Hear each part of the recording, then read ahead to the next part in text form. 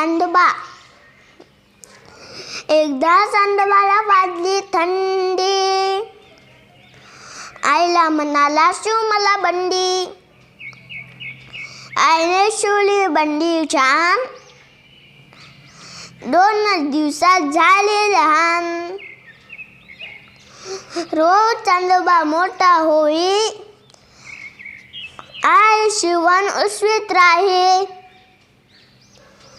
15 दिवस भरभर गेले, मग अचानक नवलच झाले. चांदोबा हळूहळू बारीक झाला, रडत रडत आईकडे गेला.